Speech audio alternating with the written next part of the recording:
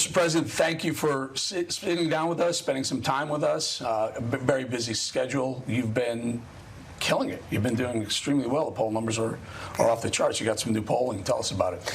Well, I guess we're up by 45 and 50 points now, and it's a great honor. People see what's happening with our country. They see how badly it's doing. I think they're trying to contrast that to 4 really incredible years. We rebuilt our military. We got the largest tax cuts in history, the largest regulation cuts in history. We did so much. And we had such success. We were respected around the world. You know that better than anybody. We were respected by China and by Russia and by everybody. You wouldn't have had Ukraine and Russia. You wouldn't have had Taiwan and China. You wouldn't, which could very well happen, by the way. And we were doing very well as a country. And then all of a sudden, we have this group of people running it, and they're incompetent. This Joe Biden is just an incompetent man, and he's crooked as you can be. We really do. We call him Crooked Joe now because what they've done with the election to weaponize a DOJ and an FBI like he's done. People have thought about it for probably 100 years, and they do it in third world countries, but they never did it here, where you have 3 and 4 indictments. You never had an indictment in your whole life, and now you have 3 or 4 in a period of a month. It's all because of the election. They could have done it 2.5 years ago, by the way, if they really wanted to. But they never thought it was going to be necessary. But we're leading him by a lot, too. We're leading not only the Republicans by, I guess, 50 and 52 points. That's a lot. But we're leading Biden by a lot. And they've weaponized everything. It's called election interference. And I don't think they're getting away with the game because since they've done this, our poll numbers have gone up. The people of this country know it, but we have a crooked guy. We have an incompetent man. I would have never said that, but when they did that, then you sort of say, let's take the gloves off. What they're doing to this country at the border, what they're doing to our country with taxes, they're using the environment to just destroy people. I mean, the windmills are absolutely the most expensive form of energy you can have. We have liquid gold right under our feet. We were making a fortune. And then he turned that off, and it's an environmental nightmare. There's some news that came out today. James Comer, the chairman of the House Oversight Committee, released some documents that showed that the Biden family received tens of millions of dollars from countries like Kazakhstan and Ukraine and others. One of the subtexts was there was a transfer of money, $142,300 that went from one of these foreign oligarchs right into the Devon Archer and Hunter Biden company, which they turned around the very next day and purchased a sports car, same dollar amount. Yeah. They're doing this type of thing, and you're answering indictments and arraignments. Well, it's incredible. I mean, it really is incredible. And I'm answering them not for that. I'm answering because I question an election. Not only question, I totally dispute that election. I think it's ridiculous what happened, and that they allowed that to happen, and that the media doesn't want anybody to talk about it. But now we can. And we did something yesterday. You know, now that we have the subpoena power, because we now have subpoena power, all of a sudden the J6 committee, the unselects, I call them, everything was deleted and destroyed. The documents, everything was deleted and destroyed. That's a criminal act. So all of that stuff, all of that nonsense you watched for a year and a half go on with all Democrats and 2 so-called Republicans, but they were worse than any of the Democrats, Kinzinger and Cheney. It's all been deleted and gotten rid of. They deleted it because they didn't want anybody to see it, because the real answers were there, but they didn't want to report it. That's incredible. And when you talk about Russia and you talk about money coming in, during one of the debates, if you remember, the second debate, I said, what about the mayor of Moscow's wife? $3.5 million, and Chris Wallace was like fighting me. You shouldn't ask that. You shouldn't. And nobody's mentioning that, but that was a major bone of contention, because I was saying to Chris Wallace, he got $3.5 million, and I believe it was him, indirectly or directly, and I was debating Joe Biden, not Hunter Biden. And he got $3.5 million. I said, what about the $3.5 million from the mayor of Moscow's wife that was given to you? And Chris Wallace really I said, who am I debating? Am I debating him or am I debating you? You bring up a good point. The next topic I want to talk about, the debate. Chris Wallace was at Fox. He stopped that debate down and fact-checked you, and he was wrong. He was so wrong. Which begs the question, August 23rd, Fox debate. You've said, in the past, you said I'd be stupid to go to the debate because I'm winning. Someone else used a comment like, why eat when you're not hungry? You're not going to that debate, are you? So I'll let it be known next week. But look, I'm leading by 50 and 55 points over DeSanctimonious. The nice part is I'm leading by a lot over Biden. Nobody's ever led by so much over somebody. We just have to make sure they don't cheat on the elections, because that's the question I get more. Sir, will they do it again? Will they cheat again? We're not going to let them. We can't let them, because that election will be the most important election in the history of our country, because our country's going to hell. You look at our borders, we're being invaded at our borders. Prisons are being emptied out into our country, and mental institutions, insane asylums, it's a stronger word. But or words, because he would say word, it's words, but insane asylums being emptied out into our country, terrorists are pouring into our country. They're catching a lot, but the ones that are really bad and really smart, they're getting through, and we have no idea where they are and who they are, where they come from. Our country is in serious trouble. We are at a level where I don't think we've ever been like this. I think it started with the election, but I think it also, a big part of it was Afghanistan. When they saw how incompetent we handled that, when we left, when we took out the soldiers first, and I was all set, we were going to leave with dignity and strength. I dealt with the head of the Taliban, and the press went crazy. How would you call him? I call him because that's the one that was making the decisions. As they said to Jesse James, you remember Jesse James, the bank robber, why do you only rob banks? I rob banks because that's where the money is. So I spoke to the head of the Taliban, and we had a very good understanding. For 18 months, not one American soldier was even shot at, and he knew not to do it. And then this guy takes over, and he moves the military out first, leaving 13 dead soldiers, 36 horrifically wounded, many other people dead. You know, people don't talk about that, but many, many people dead. And all of this for nothing. And what else did we leave behind? $85 billion worth of equipment. Billion, not million. $85 billion worth of the best military equipment in the world, because I rebuilt the military. So I bought most of that equipment. They gave a lot of it to the Taliban, to Afghanistan. So I don't think we've ever had a country in worse shape. One thing very important, today it's nuclear. It's not army tanks going back and forth. And we have a man that can't put two sentences together, that he has no idea what's going on with Russia, with China, with Pakistan, with India, with Iran. I had Iran. They were going to make a deal within 1 week after the election. They would have had a deal, and there would have been no nuclear weapons. Now they're very close to having a nuclear weapon. And we have a man who's grossly incompetent as our president, and he has no idea. You take a look at what's happened to us worldwide. Saudi Arabia has left us, essentially. Iran is a disaster. We would have had Iran. It was going to be very good for everybody. There would have been no nuclear weapons. But China's trying to take over the world, and they're doing it. They're in Cuba now. They're taking over, essentially, quietly, militarily, they're taking over Cuba, but they're taking over South America. They're taking over the Panama Canal. How about the Panama Canal? We lost 36,000 lives, the mosquito. We lost 36,000 lives building the Panama Canal. It was stupidly sold for $1 to Panama, okay? How about that one? It was done during the Carter administration. It was sold for $1, and now China is taking it over. But they have President Xi of China no respect for this country anymore. They have no respect. We're like a laughingstock because we have an incompetent president. We have so much. You just opened up so many avenues right now. But just to clean up, tie up the Fox debate, you said you'll decide next week. What is there? I'll be announcing. Yeah, I've already decided, and I'll be announcing something next week. Yes. I noticed the Fox senior executives came and had dinner with you and pitched you. Did they move the needle? Well, they were very nice. Look, they were very nice. Here's why, Mr. President, the only reason I say this, I put a poll up on Twitter. At least 2/3 of the people don't want you to do the debate because they feel it could be a setup. Are you concerned about Fox setting up? Well, when you're at 75, 78, 80%, and other guys are at 0, 1%, 2%, 3%. You do say, what's the upside? Am I going to go up 1 point? But they could go up. You know, they're not dumb people. They're senators. They're governors, they're intelligent people. You have some very good people. I think you have some very good people, and you have some people. I mean, I have a problem with the debate for another reason. I wouldn't sign the pledge. Why would I sign a pledge? There are people on there that I wouldn't have. I wouldn't have certain people as, you know, somebody that I'd endorse.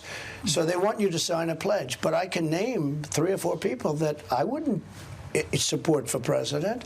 So right there's a problem, okay? Right there's a problem. But I don't have to use that. Right now, no, I don't want to do that. I don't want to do that. There's no reason to insult them. But there are some people there that a lot of people wouldn't endorse, but they wouldn't be right. They're not going to go anywhere, by the way. They're not going to get it. But I wouldn't endorse it. So the RNC said that's one of the requirements for, so you won't sign it. Well, they have 3 or 4 people that I wouldn't, you know, who would put these people as president? If you ever put these people as president, but you'll get somebody else. There'll be somebody. But right now, I saw Kristi Noem, who's terrific. She's done a fantastic job. I watched her this morning. She was on television. They asked her, are you going to run? Because there are other people running. Are you going to run? She said, no. Why aren't you going to run? Because nobody can beat Trump. She said it, which I greatly respect. I mean, she's saying, I hope the truth. She said, why would I run? Nobody's going to beat Trump. There's not even a contest. These people are just wasting their time. Somebody like Asa Hutchinson, who's polling at 0, will ask me nasty questions. Somebody like Chris Christie, he's polling at 1%, and he's going to ask me nasty questions, and others too. And then you have some that are very good. I mean, Tim Scott has been very nice, and Ramaswamy has been very, very nice. I mean, these are, you know, very capable people, very good people. But why would you do that when you're leading by so much? Ronald Reagan didn't do it. Nixon didn't do it. Many people didn't do it. And but I'm going to look at it very seriously. I'd like to do it. I've actually gotten very good marks on debating talents, but you want to be, you know, they want a smart president. They want somebody that's going to be smart. So we have to do the smart thing. Yeah, I think I would agree with you that why would you do it? Christie and Pence both said you may not have the guts to come onto the debate. Well, that's what people will say. They'll say, oh, he doesn't have the guts. He doesn't have the guts. I mean, I did CNN town hall. That was about as hostile as you can do. I did very well because, you know, I did so well that they fired the head of CNN over that debate. But no, it's not a question of guts. It's a question of intelligence. And I'm going to make a decision. I haven't, you know, totally ruled it out. I would love to do it in many ways because I sort of enjoy that. But we'll let people know next week. Fani Willis, the prosecutor in Georgia, they're setting up barricades outside the Terrible. They're in preparation, obviously, I would assume, for an indictment. What are your thoughts of her? Because there's some discussion that she may have some questionable background. You know, there's some, her father may or may not have been in Black Panther. I think that was discussed. She's had perhaps incorrect relationships with some of the people, some of the gang members that she's also prosecuting right now. Can she give you a fair shake? No, of course not. Look, I don't think the people of Georgia, where I did very well, and I won it the first time, and I won it, I think, by much more the second time. I can say that about the whole election, too. I don't think they'd stand for it. This woman is not a capable woman. She's a woman that has, I mean, and maybe she'll change her mind. And I don't know what she's doing. I really don't know. All I know is she could have done it 2.5 years ago if she was going to do something. And this is about a perfect phone call, a call where I'm questioning the election. I'm telling them that, in my opinion, the election was rigged. And they're saying that I did something incorrect. I didn't do anything wrong. I believe I won that election by many, many votes, many, many hundreds of thousands of votes. That's what I think. And I expressed that on the phone call. And I said, I don't know what the number was, like 11,000 or something. I said, what I need is 11,000 votes. I won this thing by hundreds of thousands of votes. That's my opinion, and it's a strong opinion. And I think it's borne out by the facts, and we'll see that. But she wants to do something on a perfect phone call. This call, I say, was more perfect than my call with Ukraine, which turned out to be a hell of a lot better than people even thought, because I was right about Ukraine. When I said you should look into and take a look at Biden, I called to congratulate Zelensky, nice guy. I call, and I get along great with him. I get along great with Putin, and frankly, I'll have something worked out within literally 24 hours. I will get them to the table fast, and we'll get it worked out, because people are dying at levels that nobody's ever seen. But when you look at that phone call, that original phone call with Ukraine, I was so right about that. And I said, what's going on with Hunter Biden? It turns out he worked for Burisma, took in all of this tremendous amounts of money, and then the laptop from hell was discovered. And you know, a lot of people, the first thing they said is, wow, Trump got impeached for nothing. He was right. Actually, he got impeached and he was 100% right. But you need people with courage. You know, Bill Barr was a coward. He was afraid to do things. He was afraid he was going to be impeached.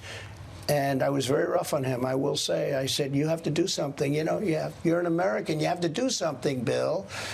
And he just was a coward. He was afraid to do anything. We need people of stature. We need people that are brave. We need people that are patriots. We don't need cowards, because we're fighting a radical left fringe in this country. And I say it, you know, we have dangers from within and from without. But the dangers from within are more dangerous, because, you know, the dangers from without, outside, China, Russia, etc., I can handle them. But these maniacs, these lunatics that we have in this country that go from one scam to another, Russia, Russia, Russia, the Mueller hoax. You look at the Mueller report. After 2.5 years, they found no collusion with Russia. You look at the fake dossier, the Steele dossier, fake, where the FBI offered him $1 million if he could support his own writings. They couldn't do it. A total fake deal. They're all fake stories. You look at the Pfizer reports. Look at the 51, just to bring it up to date, the 51 intelligence agents that said that the Hunter Biden laptop from hell was from Russia, okay? And it turned out to be false, and they knew it. You look at the Twitter and the FBI working together. You look at the DOJ and Facebook working together. You look at 2,000 Mules. Look at 2,000 Mules. Thousands, hundreds of thousands of tapes of people stuffing the ballot box. And this slob, Bill Barr, is a slob. He's a coward. He didn't do anything. He couldn't do anything. He wouldn't do anything about it. And it's a shame. And that was a mistake. You know, I had some great people, really great people, but I had some that aren't so good. Bill Barr was one of them. Bolton was an idiot. But Bolton was good for me because everyone thought he was crazy. So every time I walked into a negotiation with a foreign country, they thought I was going to blow them up. I was going to go to war, because he's a maniac. And I was able to make great deals with these foreign countries, so that was okay. But I know the people. I know the best ones, and I know the worst. I know the brave, the smart, the dumb. I know them all. So brings me to the next question, Jack Smith. Yeah. Biden gets Merrick Garland to get Jack Smith to do these investigations of you. Deranged. He's like a deranged human being. Well, I watch this guy. What's his motivation? I think he's just a sick guy. He destroyed the lives of many people. He was overturned unanimously in the Supreme Court. I believe he's 0-5. In other words, he takes it to the end. He was involved with the IRS scandal, the big Lois Lerner IRS. That was him. That was his baby, where the government had to end up paying money, damages, and apologies all over the place, where they went after Christians and they went after incredible people. Jack Smith, he's like a deranged individual, and I think we're doing very well with that guy. But he's a sick puppy. And you know, you look at the boxes. I come under the Presidential Records Act. I'm allowed to do everything that you see. Biden didn't. Biden's got 1,850 boxes. He's got boxes in Chinatown. Now, here's a guy getting money from China, and he's got boxes in Chinatown. That's big stuff. He's got boxes at Penn, totally unsecure, and he's got boxes under his Corvette, right behind his Corvette, sitting on a wet garage floor, classified documents. I never hear anything about that. It's a rigged system. It's a corrupt country. We're living in a very corrupt country, and I've exposed it. I fired Comey. That was a big thing when I fired Comey. I got rid of a lot of other people, too. And I was really knocking the hell out of the deep state. And then COVID came along, a gift from China. The China virus came along, and we did an incredible job in rebuilding. And by the time we handed over, we had the stock market at a higher point than it was just prior to COVID coming in, which was like a miracle what happened. And then you had all that, we call them the returning jobs, the returning Trump jobs. They all started returning. And we did a great job with that. But the deep state is something we have to fight very strong in this country. I talk to a lot of people. People will come up to me, even independents, liberals, and say, I'm not sure I like Trump, but I love the fact that when he gets back in there, he's going to clean house. Like you wouldn't believe. Where do you start? Who's first? Well, and where do you go? I mean, it's sort of an easy question. The first thing I'm doing is we're going to have great border security. We're going to put Tom Homan and the guys. Brandon Judd's fantastic, as you know. You've interviewed him many times, and he's great. We have great people on the border. They want to do the job. It's incredible, actually, that they want to do it so much. They cry when they see what's happening. Our country's being invaded. But we're going to strengthen up the border. We're going to drill, baby, drill. I say it. We're going to drill. We're going to get the energy prices way, way, way, way down. You famously dropped tomahawks on Syria with President Xi at Mar-a-Lago. Yeah. I mean, it was an amazing moment. Why is Biden so afraid of China? What's going on with the Bidens and the Chinese that I heard today that Jennifer Granholm actually contacted the CCP when they were about to release oil from the SPR, and also maybe have sold some of the Strategic Petroleum Reserve to a Chinese company that may have a link to Hunter Biden. What is with this connection? By the way, the reserve, which I helped fill up, and now it's at the lowest point in history. Right. We have almost nothing. You know, that was meant for wars and military, not to reduce the gasoline prices for an election, which is what they did. And now it's almost empty. And I had it full. We were full. And I was buying it cheap, too, really cheap. And Congress was fighting me. The Democrats basically were fighting. I believe we have a compromised president. I believe he is so petrified of China because they know how much money has been given to him. And they know where it is. And I tell you, Jamie Comer's done an incredible job. Jim Jordan, they've done an incredible job. But they found, as of today, I think $32 million that went into his accounts and the various accounts of the family. That's a tremendous amount of money, and nothing was done for it. It was just a bribe. It's just a bribe, extortion and a bribe. When you see him talking about the $1 billion for the prosecutor, I'm amazed nothing was ever done. You know, you talk about quid pro quo. That was quid pro quo. But I believe that China has paid them a lot more than that. You look at University of Pennsylvania, you take a look at what's going on over there, where China pays millions and millions of dollars. The Biden Center, and I guess they pay him $1 million a year, or I think they have it $999,000 a year. That way you don't have to maybe report because it's under $1 million. But I believe we have a compromised person as president. I believe that China has paid him a fortune. I've never seen anybody so weak on China. China's eating our lunch. They're taking over Cuba. They're taking over South America. They're taking over everything. This all happened over the last 3 years. China and Russia. Now, all of a sudden, doing military exercises in the Aleutian Islands near Alaska. Right, that's right. That's very dangerous unthinkable. for us. So that just, we heard about that 2 days ago, would have never happened if I were president. That would have never happened. I would have called each one. I said, stop, it's not going to happen. And they would have listened to me 100%. So it's very sad. I think it's the weakest our country has ever been.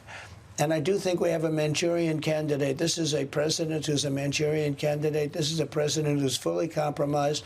He's so afraid of China.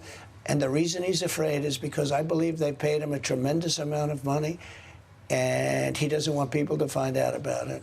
President, the House has said, Marjorie Taylor Greene and others, Lauren Boebert, I believe, have said it's time to impeach Biden, impeach the president. They can't get full support of the full GOP. They can't lose 6 votes, and they don't believe they have it right now. Kevin McCarthy said we're going to do an inquiry into impeaching President Biden. Is it time, given what we now know from Comer today, with another $20 million going into the Biden coffers and all the buying Corvettes and whatnot with their money, with Kazakhstan, is it time the GOP gets behind these two who are calling for the impeachment? Well, the reason, there are 2 reasons, Joey, but one of the reasons they go after me is because the Republicans are going after them. And going after them very, very powerfully. But something has to happen. I mean, it's just, it's massive theft. It's extortion. Nobody's ever seen anything like it. This is the most corrupt human being. This is the most corrupt family. For these things to be happening is not even believable.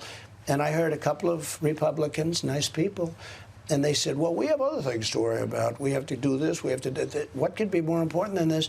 The other reason they go after me is because I'm leading in the election, because they would have done this 2.5 years ago. You know, they're very late. You don't do this in the middle of the campaign. Nobody ever thought it was possible. In fact, it's taboo. You don't do this during a campaign. They did all this stuff. And they're the ones that control Georgia, by the way. And they're the ones that control New York, the Manhattan DA. I got indicted for no crime. There's not even a crime. Everyone's talking about it. Even the Democrats say, don't do this. This is crazy.